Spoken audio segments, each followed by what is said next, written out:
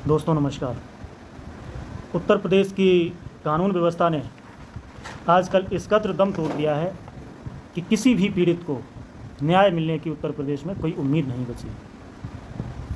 आज एक घटना के बारे में हम जिक्र करेंगे।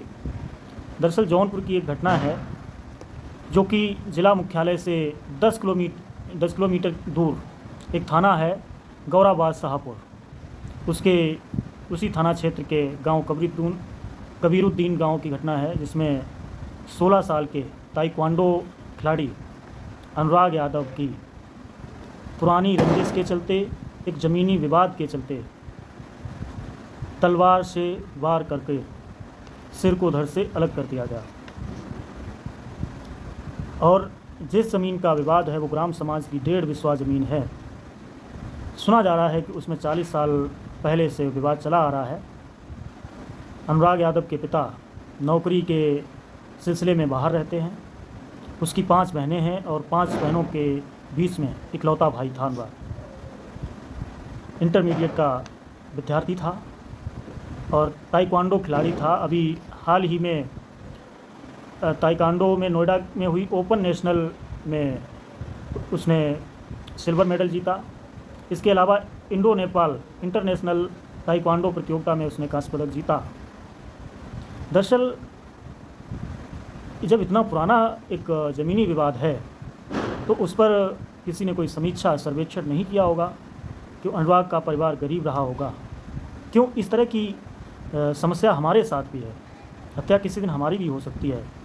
इसलिए मैं इस चीज़ का आकलन कर रहा हूँ कि उसका परिवार गरीब रहा होगा। और जायज़ सी बात है, जो उसका आरोपी है जिसके ऊपर अनुराग की हत्या का आरोप है, रमेश यादव, उसका एक भाई राजेश यादव वो दरोगा है, उसका पिता लालता यादव रिटायर्ड दरोगा है।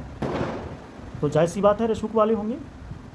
तो अनुराग के पिता माता यानी उसका परिवार न्याय की उम्मीद के साथ कोर्ट कचहरी थानों के चक्कर लगाता रहा होगा। निकम्मे और निठल्ले पुलिस वालों ने, या आज जो निलंबित किए गए हैं लेखपाल या जिस मुनीलाल यादव जो कि कानून को बताया जा रहा है, उसके खिलाफ जांच बिठाई गई है और लेखपाल जगदीश यादव को निलंबित कर दिया गया है।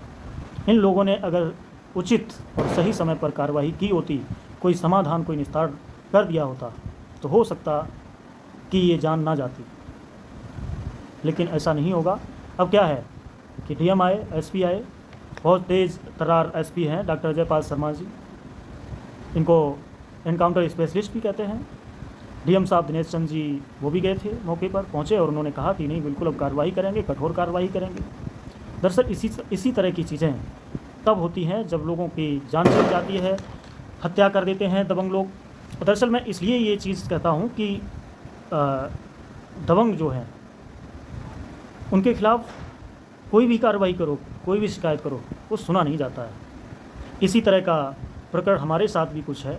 हालांकि अभी मैं ज़िंदा हूँ, लेकिन कल हमारे साथ क्या हो ये नहीं कह सकते, क्योंकि हमारा ही एक ताऊ है जो कि हमारी ज़मीनों पर कब्ज़ा किए हुए है।